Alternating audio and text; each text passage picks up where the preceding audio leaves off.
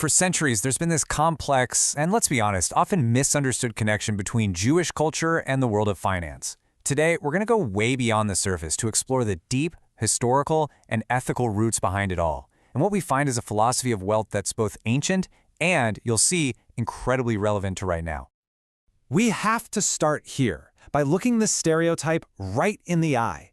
It's a sensitive topic, for sure, one that's been twisted and used for some pretty awful purposes throughout history.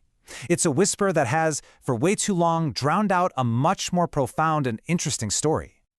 And that's exactly what we're going to do. We're going to peel back those layers to understand the real story. And you'll find it's not a story of conspiracy, not at all.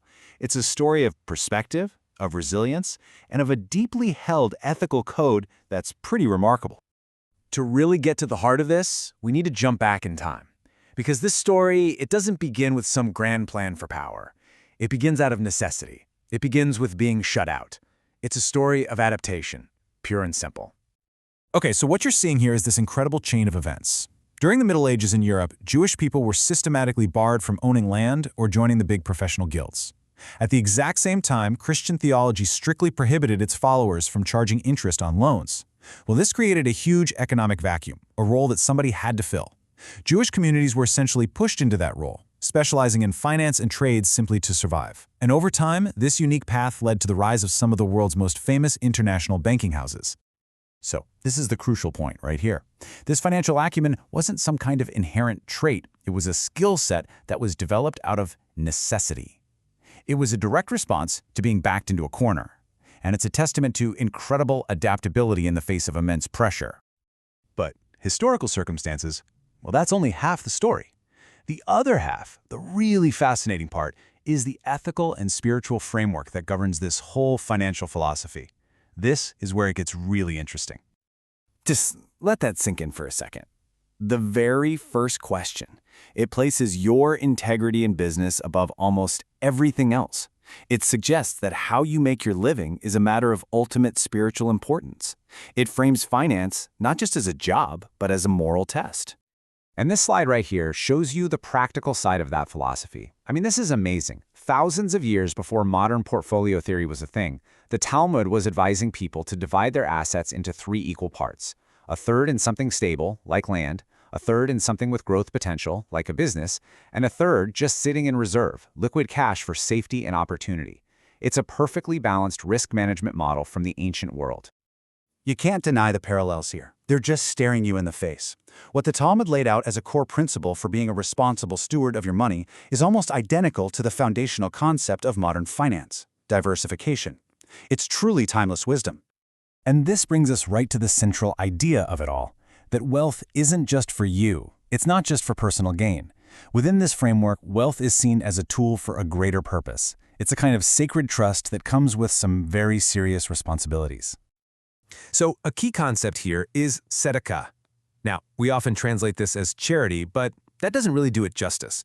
The root of the word actually means justice or righteousness. This isn't about an optional act of kindness. It's a mandatory obligation to restore economic balance and justice, all based on the idea that you are merely a steward of your wealth, not its ultimate owner. And these ethical rules get super specific. Take onat mamon. This is a direct ban on economic exploitation. It's not some vague suggestion to be fair. No, it's a precise law. You cannot overcharge or underpay by more than 1/6 of the fair market value. It's a clear line in the sand to protect everyone involved. And then there's this one, ginavayat dot, which literally means stealing a person's mind. This forbids any kind of deceptive marketing or creating a false impression. Just think about that in our modern world, which is filled with fine print and misleading ads. This ancient law is a radical call for complete and total honesty in business. So what does this all mean for us today? Well, in a financial world that's constantly struggling with issues of ethics, trust, and social responsibility, these ancient principles offer a surprisingly relevant and I think much-needed path forward. It really all boils down to these 3 core principles we can use right now.